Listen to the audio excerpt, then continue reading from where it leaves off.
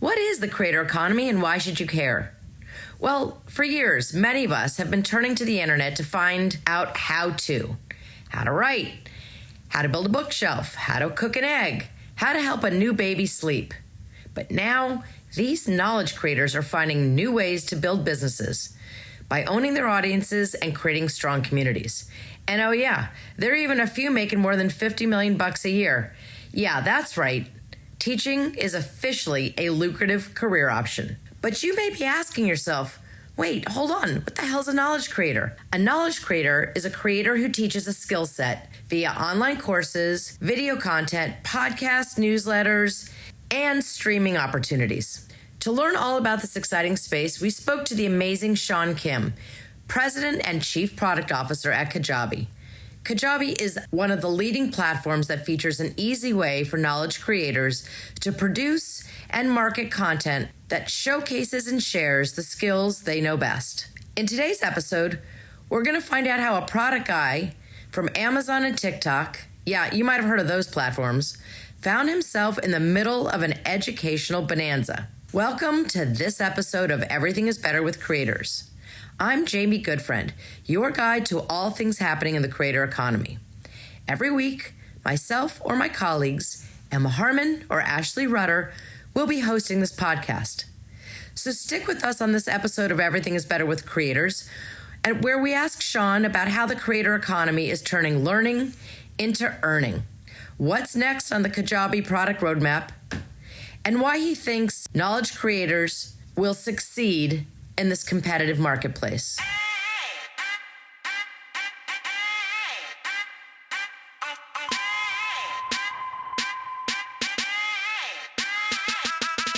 Everything is Better with Creators, the podcast that takes a deep dive into all things creator economy. Produced and presented by Whalar. Whalar, we power the creator economy.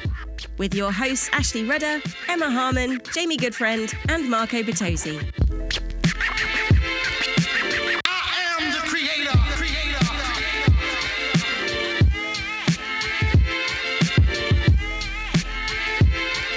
And this is fresh.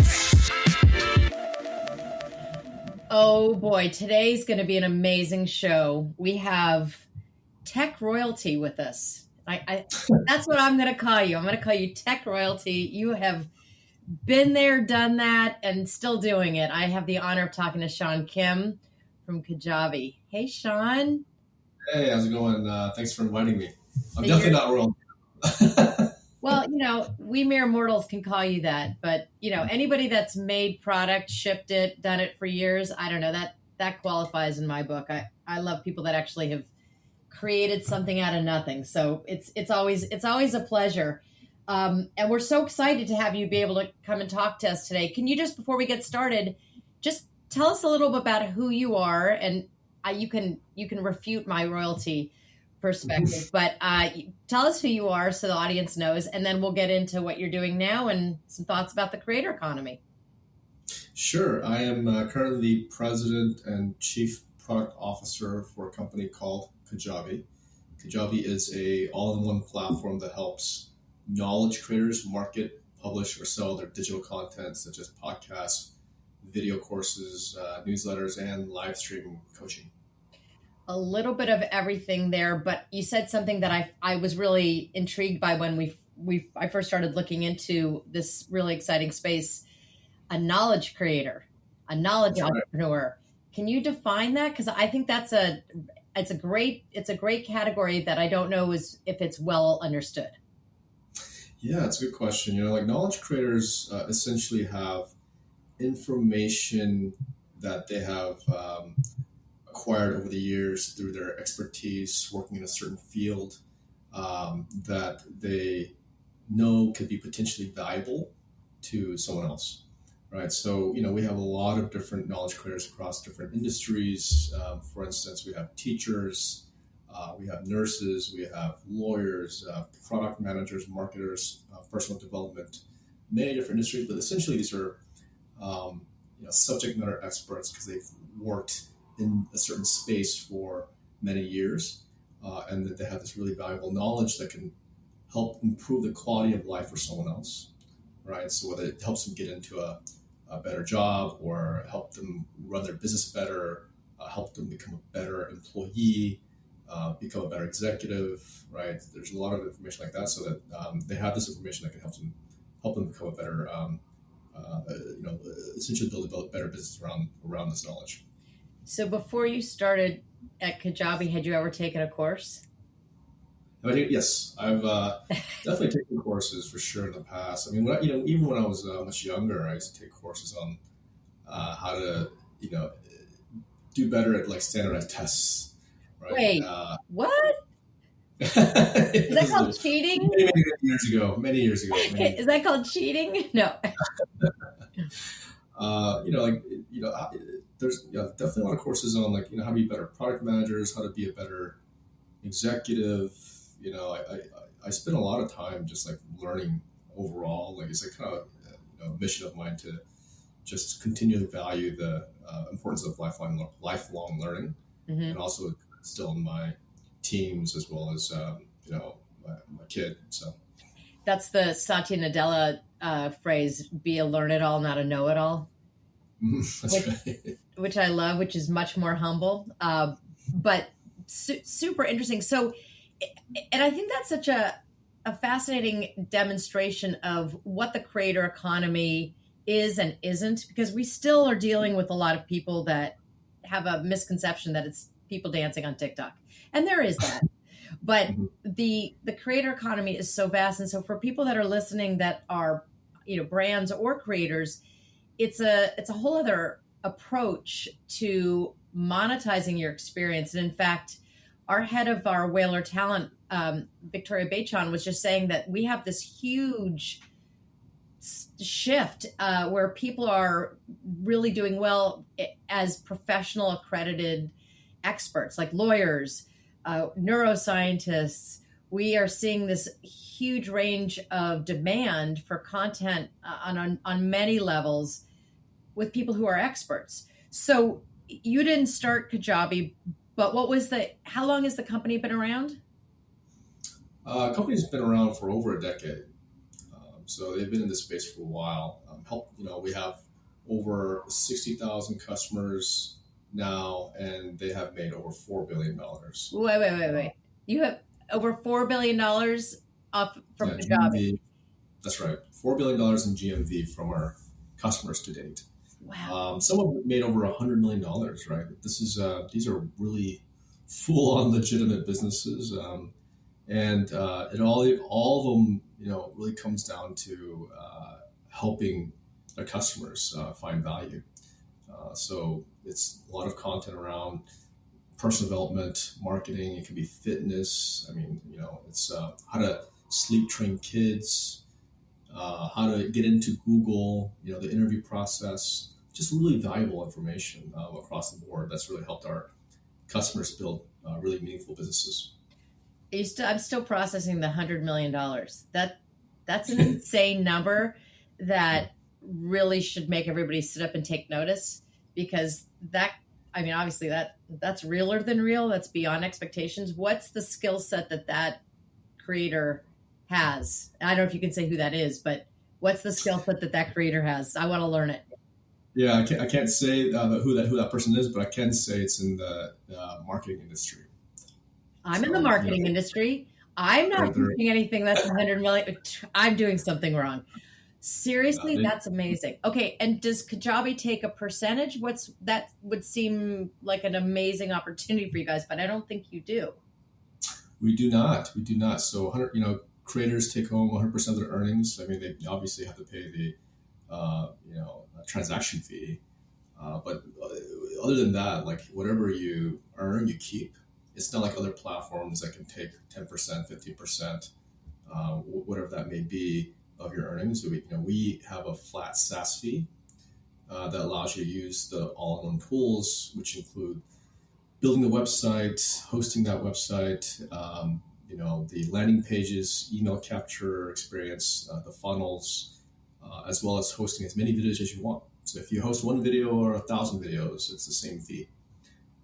And we also have an email marketing platform that's also available. So you can use that to send out emails And then obviously host your videos and do live streams. So all that's packaged into one flat SaaS fee, and it's been very powerful for our customers. All right, let's do it for instance. So I'm on my road to make $100 million. So let's say I'm going to take my marketing capabilities and I want to come to Kajabi. So you just mentioned a whole bunch of capabilities. So I would start with whatever the brilliant ideas that I can share to help other people on my road to 100 million. And I'm not going to let that go. And what is the first step? Do I come to you and I build a website? Is it that I have videos? Give me sort of the trajectory in a sort of a specific case study kind of example. Yeah, so a lot of customers would, essentially build their website. They would have information about the content they're offering. They would capture some leads to kind of generate demand. And then when they're talking to these customers, they know exactly who they are. They know exactly what kind of problem they want to solve for. They would put together a video course. Now, I think the misconception is that these video courses have to be professionally done. They have to be, perfect, right? The video courses that they put together are typically through like a PowerPoint, and they're speaking through what they've learned and all that, and have a strategy in terms of what they want to teach through course 1, 2, and 3, and 4. And so they put this together, essentially put this out, and they get feedback quickly. So these customers would take a course and say, hey, you know what? I wish you would add this. Can you iterate on this? And then they would create a version 2 and a version 3. And over time, they would just perfect this awesome course that then again just becomes, a passive income engine for these customers. And so I think like once they've built this, they kind of potentially go into adjacent businesses and say, hey, I'm good at email marketing. Maybe I will go into display marketing and teach how to do that. And maybe I can go into community building. So they, because they've done these things, they can start building out multiple businesses as well.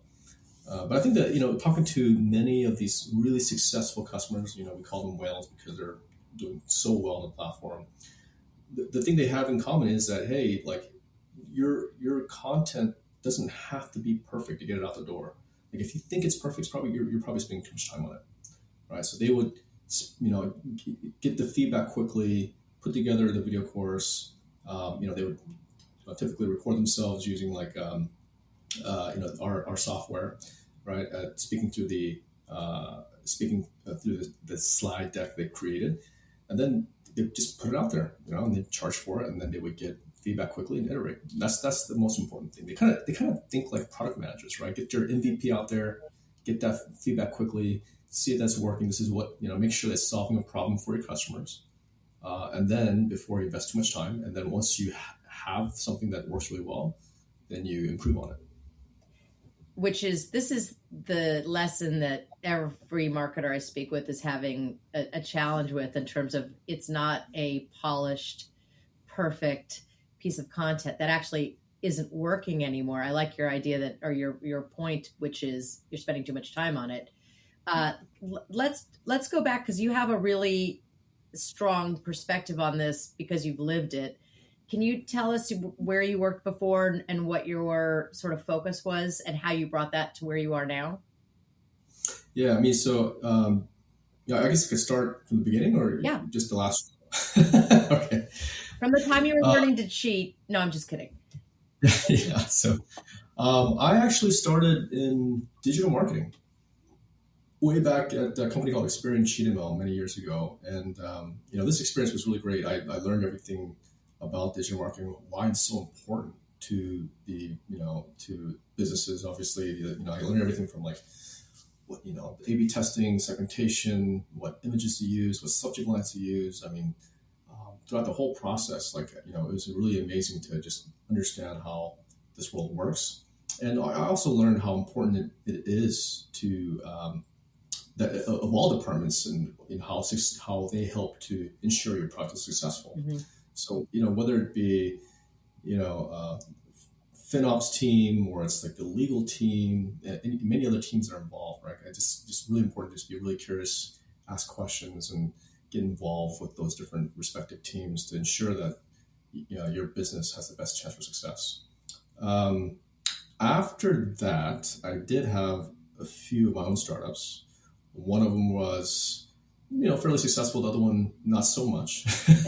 But that process and, going through and building something from scratch, absolutely amazing, right? I think I wouldn't trade it for the world.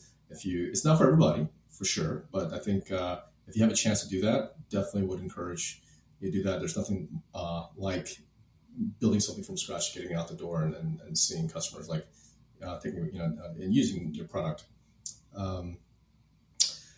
After that, I worked at a company called DirecTV, and at Small DirecTV, I, the big lesson I learned there was, when you're early in your career, it's just really important to have a really good manager by your side. I would say having a manager is even more important than the company itself that you work for. The manager will definitely help you grow, push out your comfort zone, open up opportunities that you would have never gotten yourself, right? She's the one actually pushed me into product and said, hey, I think you do really well in this space, right? So I think that's just really, really important to make note of when you're picking a company early on in your career. What's her name? Do you want to give her a shout out? Karen Lieber. Yeah, she was also went on to become the president of Discovery. So nice shout out. There you go. Thank you, Karen. Yeah, she's she's still a mentor of mine. I still talk to her, by the way. So and after that, I wanted to really challenge myself and work with some of the best and brightest people in the world. And I worked at a company called Amazon. So shoulder to shoulder, working with the best PMs, marketers, engineers, and of course that was a really amazing experience, really challenging, and obviously learned a lot there. Some of the key takeaways is how important it is for leadership to have the breadth and the depth. At Amazon, Jeff Bezos himself would personally read the emails we would send out for some of the Amazon devices we were launching, right? He would get that involved. He would read the emails, give recommendations on what the subject line should be, how to best represent the device we're launching. He would get involved with the actual landing pages and the detail pages and what copy to use and so on. So that's the level of detail he expected tops down. I actually, when I was there, made a mistake and pushed a campaign live on the homepage of Amazon, and Jeff Bezos took a screenshot of this campaign I launched with the spelling error, and then he sent an email which made it down to me with just a question mark, all right, with a screenshot of that. And I was like, oh my god, I want to get fired. But luckily, I didn't get fired. But what was the time from when you pushed send to when you got the question mark? What was the speed of that one? It was within I think it was the very next day. The very next day he saw it, and what's interesting is it wasn't even a headline that was huge copy on the homepage. It was actually a fine legal print. Right. I mean, the fact that he was going through and saw that, I took a screenshot, sent it down. It was amazing to me. And so, but it's just a testament of how detail oriented he is, and everyone is, for that matter, at that company.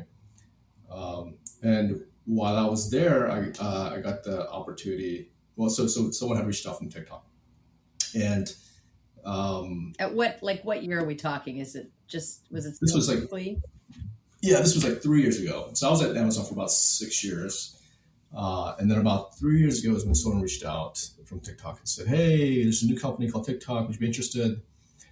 And truth be told, I've never heard of TikTok. So I had to download the app and opened it. And I saw a bunch of kids dancing and lip syncing. And I was thinking, what the hell is this? And I immediately closed it and called them back and said, no. And then and the founder, Alex Yu, asked me to meet him in LA. So I flew down. Of course, I'm open to opportunities, and of course, I want to meet a new founder and so on. And he was like, "Yeah, Sean, the content's not that great. This is something we're going to work on. It's not very diverse. However, the future of content consumption is going to be short form video. and how we receive information. I also believe that we've figured out something that many companies have not figured out, which is discovery. And that was kind of a magic word for me, right? So discovery means that now I can help people discover what books to read, what movies to watch, where to eat, what's the latest fashion trend, and it kind of really made me realize the opportunity here at TikTok. So I essentially had to take a risk and say, hey, leave Amazon for this no-name company called TikTok. And luckily it turned out to be a really good decision at the time. So hindsight's always 2020, but it's interesting that at a company that is all about discovery to some degree, you felt like there was more to do. But it feels like your previous experiences obviously led you to, in more ways than one, you had an understanding of being an entrepreneur. So you appreciated a founder's perspective, because not everybody considers that as a driving point. Some people, that's terrifying. And you understood digital marketing. So the idea of discovery, which I think is something that is still an unknown for many people about what it takes to deliver that. But when you can, just like TikTok, it's exponentially significant. Now, the question is, can TikTok and Amazon have a baby and combine their capabilities? That's right. That's the killer app, but interesting. So how long were you at TikTok? I was there for 2.5 years. And, I still remember that day, like when I actually was there talking to him. And that's the first thing, like what you're saying, where my head went. I was like, oh, you help them discover what to purchase? Boom, we enable that last mile within the app, allow them to purchase. You help them discover where to travel? Boom, we'll have plane tickets ready to go. You can purchase those. And, right? Where to eat? We'll have food delivered in 30 minutes. All right, so that's the power of discovery and the last mile experience we could potentially enable on that app. And sure enough, he actually had that experience already, like ready to show. This was 3 years ago. I'm like, this is what it could potentially look like. I'm like, oh wow. So they were like already light years ahead, right? And thinking about that stuff, and that's what I just got super super excited. I actually remember the experience you showed me was there was someone on the video, and you could click on their dress and it would immediately open up an experience that shows where to buy that dress. You click on their shirt and so on. So there's these cool experiences they were thinking through already. So and by the way, when it comes to leadership styles, like Alex was very involved with the user experience, the design. Like he was there, like in the room, thinking through what it should look like, where the button should be placed, how the flow should be. Like that's how deeply involved he was with that experience. You told me something, and I've heard a theme here now is about community and your fascination with the community. And I also have a hypothesis that most marketers today don't really understand the true power of community beyond the old-fashioned view. And I talk about this a lot, where they think it's like comments and responding to social media posts and reviews, etc. But Kajabi's changed that game, obviously, and you can make money if you truly understand the community. And you had said something to me before about this community helps each other, which is the ethos of the creator economy. Could you tell that? Do you remember what I'm talking about? Yeah. I mean, so what's interesting is that as a creator, once you join Kajabi, you're part of this community, or like to call family.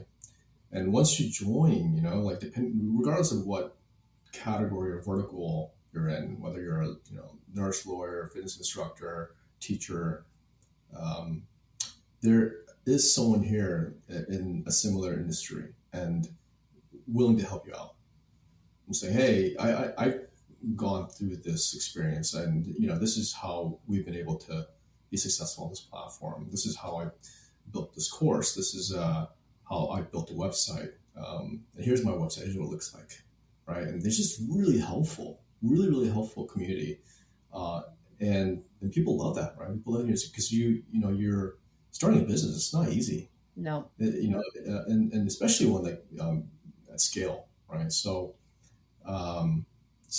people come in having their concerns and saying, wow, I'm getting started and just joining, like I'm a little nervous about building this business, going on my own and doing it. And they're here to cheer you on and say, we've done it. This is how much we're making. We did really well. Here's the playbook, right? And you just feel really welcomed. And I was, pleasantly surprised seeing this interaction with our community and especially with new people coming in. And that itself is just like really, really valuable. Yeah, you can't create that. It has to evolve. It has to emerge. But it is an interesting thing because the ethos about the creator economy is creators collaborate. It's usually like that, and they've been doing it for a very long time. It's not dog eat dog, so to speak. It's more of a collaboration. Mm-hmm. Why do you, any thoughts about why that is?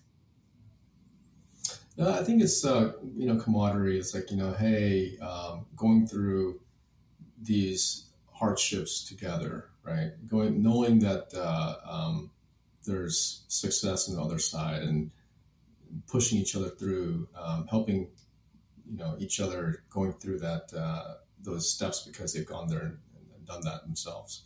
But it's also like knowing that there's someone else there with you, right? In that same situation, and be able to share ideas with one another and give each other support. So I think that itself is what community is about, and learning things together and getting to success together, pushing each other. And I think as a content creator, it's just it's not, I would say it's not easy, right? It's and despite what people think, right? Yeah, it's not easy. It's not super easy. So I think that's why they've been very helpful with one another to help each other out. I understand the benefits of it, but I ask everybody this: why is this a place? Why is this an industry where people are kinder to each other? And it's such a human. I don't know if it's because if you're creative and you're drawn to something like this, you've got a different vibe. I mean, you think about it in the real world. If I own a gym and I'm a fitness instructor, I'm not going to help the guy across the street who's got a gym, who's right next to me on the street. I'm a competitor. But there's something really special about these communities that people do help each other out. And I think it's so interesting. The other thing you talked to me about with the idea of community, and we are seeing this every day, is the importance of niche but reach. Instead of going a mile wide, it's an inch deep and a mile wide. It's a mile deep and an inch wide. Mm-hmm. What you had told me some interesting stories about some of the Kajabi heroes. There was a teacher at a certain university that's like a very small university that like talked about a course. I mean, how does that translate onto this platform? Yeah, it's so the really successful creators on this platform or / entrepreneurs know exactly who their customers are, right? And they know exactly what they value and what their problems are and how they can help them. So just as a really simple example is we have this employee. He was a Google employee. He was there for about, I think, like 3 or 4 years. And, he heard time and time again from his friends and others, like, man, how'd you get into Google? So hard, right? I think like their acceptance rate is like even lower than like Harvard, right? So it's not an easy company to get into. And, so he thought about it and he said, well, I should put together a course on how to interview for Google. And, in this scenario, like he didn't have a ton of followers, he wasn't like your typical creator influencer, but he knew exactly who his audience was. He knew exactly what they needed. And he put something together and said, hey, here's how you would interview for Google. Here's how you prep. Here's the questions they might ask. Here's how you would answer them, right? And here's the thought process there in terms of how you build product and so on. And yeah, I mean, he's now making millions of dollars, right? So, and he's like, wow, I didn't realize how successful this business could be. And so then now he's like, well, I'm gonna now, build videos on how to interview for the other companies like Meta and LinkedIn or TikTok or whatever it might be, right? So and then he started expanding his business that way, right, and scaling it, and he's doing quite well. So that's just one example, Yeah. but there's many people like this, right? There's a nurse that was really good at sleep training babies. So she put a course together on how to sleep train babies, and she knew exactly who her audience was, right? Exhausted, frustrated parents. Exactly. They have a kid, they haven't slept in 2 weeks, and they're like, "Man, I would pay you $1,000 if you can sleep train this baby." So, You're solving a problem. yeah, you're solving a huge problem, especially like at the, if you time it right, right? So she put together this business, and I mean, she's just killing it. She's making millions of dollars, but she knew exactly who she was going after, exactly what the content should be, how to solve that problem. People were just like, absolutely love her, right? She's like, you saved my life, right? I can actually sleep. Right. So I think like as long as you know who your audience is and you have knowledge, that is very valuable to them, you can build a really amazing business on this platform. And do you think that the state of the creator economy is on the upswing? Do you see the current economic factors and headwinds having an impact? Because you're giving amazing advice and insight to people who are probably having a realization, wait, I know how to garden. I can teach people how to garden or whatever the random thing is. Do you see this expanding, contracting? What's your opinion on I know you're not an economic forecaster, but you could take a course on it. What's your point of view on what's facing the creator economy ahead? Yeah, I think this is only going to grow, and I think a lot of startups are realizing that the creators that are most successful are two types. Either one, you're an influencer, you're a typical influencer, and you have a ton of brand deals, and you're doing quite well from that perspective, and that's not easy to reach, right? It's a small percentage, and then you have others that are essentially subject matter experts, knowledge creators that are able to solve a real problem, offer real value to others. So I think from that perspective, there's more long tail creators and opportunity out there for them to actually build legitimate businesses, and people want to start learning online. Like I think this is going to grow as well. Like before it was more traditional. Now people are more open to learning online. Obviously these big platforms like YouTube and TikTok have made that more possible. But I think that's just the norm now. Right? People are just like learning online. They're looking for content online to improve their quality of life. So I think that's where it's headed, and it's just going to continue to grow. And I think a lot of businesses also kind of shifted that their ideology there as well. It's like they're thinking like, hey, I focused on a certain type of creator, but now I think it's actually better to focus on subject matter experts that actually know some valuable information that's going to help improve the quality of life of someone else. Well, and the difference though, and I was remiss, I did not bring this up, but the 900-pound elephant in the room is the idea that now if they port their audiences over to Kajabi, they own that audience. They're not subject to the algorithms. Talk about mental health issues with creators. It's super stressful. We see a lot of that. When you say it's hard to be a creator, I don't think people really quite understand how taxing it is. And by actually owning your audience and having a relationship with them that's not intermediated by the platforms is more job security. 100%. You're ultimately in charge of your destiny from that perspective, right? You get to decide everything from how much to charge, how to build your community, what's allowed. You get to enable like everything from like when the live stream experience, versus like podcasts versus video courses, whatever you want to offer, you have available within this website.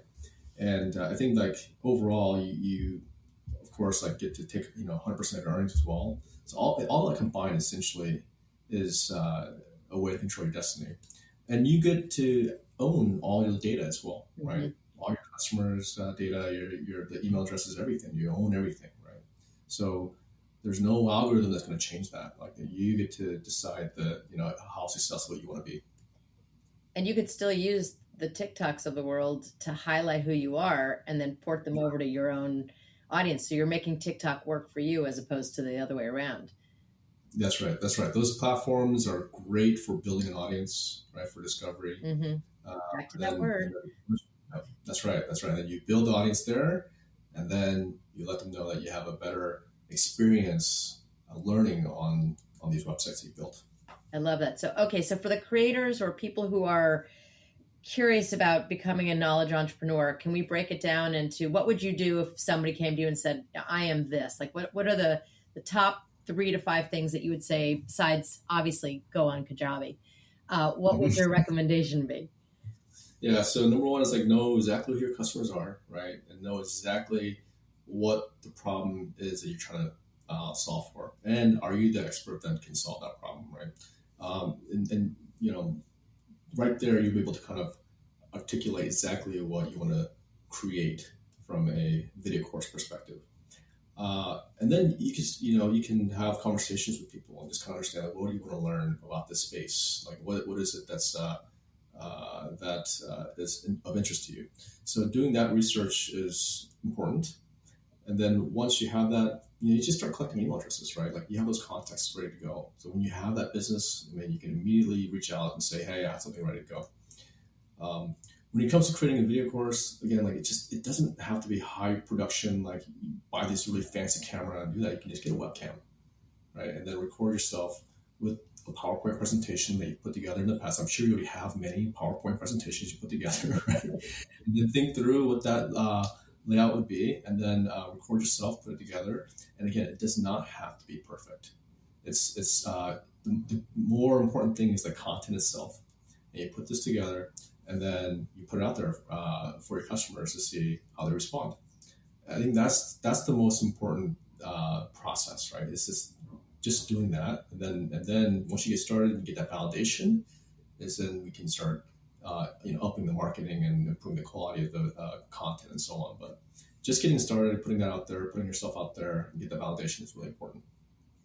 I love that so much. Okay, so I know you have millions of people and teams to get back to. I have our final section of our discussion today. We like to ask people sink, swim, sail. So what's not working? What's doing really well and is on the rise? And what do you predict is just going to take off and blow up? When it comes to anything, it could be the creator economy, finance. It could be anything that you want. People living in Los Angeles, social commerce, do whatever you want. So sync would be, businesses that focus on creators that have a ton of followers, assuming that those followers are just going to start paying them, right? I think like if you are an influencer with a ton of followers, it just does not immediately guarantee that you'll have valuable content that people are willing to pay for. Fair enough. What's the other one? Sync. Swim, which is something that is working, that's doing well, that you think people should be aware of right now, that's getting a moment. So I think definitely leveraging social platforms like YouTube, TikTok, Instagram, and even LinkedIn as a place to establish yourself as an expert, establish yourself as building your brand is like something that you got to continue doing. What's the last one? Sorry. Okay, sale. What's going to take off? What's your predictions for the future? Predictions for the future. And then we'll come back and haunt you and see if it came to be. Like, is our course guide teaching people how to get a job at Google going to tell you how to get elected? Is TikTok going to deliver social commerce? Is Kajabi going to turn out the most $100 million experts? I'll have to think about this one. You have to edit some of this stuff out. But, I think Kajabi is really going to take off. I'm very, very confident that some of the products we're working on and cooking are solving some of the hardest problems that no one is trying to solve. I'll tell you that. Like we looked around and we talked to customers and they time and time again they said, this is the hardest problem. This is where I spend the most time. This is what's most difficult for me. And we look around and see that no one is working on it because it's so hard to solve. And we are working on that. So I think my prediction is that we get this right and Kajabi's going to take off. We hope you've enjoyed what you've heard and will come along with us as we navigate this journey to the promised land of the creator economy. Make sure to subscribe or follow our show on Apple Podcasts, Spotify, Google Podcasts, iHeartRadio, or wherever you like to listen to audio. And of course, we'd love a rating and review if you get the opportunity. Special thanks to Sean Kim for joining us. Make sure to check out more from Whalar and all things at the intersection of talent networks, brand partnerships, technology, and creativity at Whalar.com. And follow us on Instagram, Twitter, and LinkedIn. For Everything is Better with Creators, I'm JB Goodfriend. We'll catch you next time.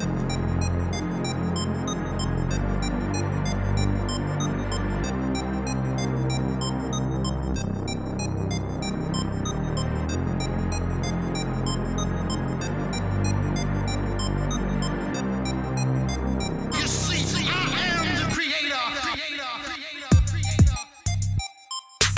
Everything is Better with Creators is produced by Whalar. Whalar, we power the creator economy. Learn more at Whalar.com.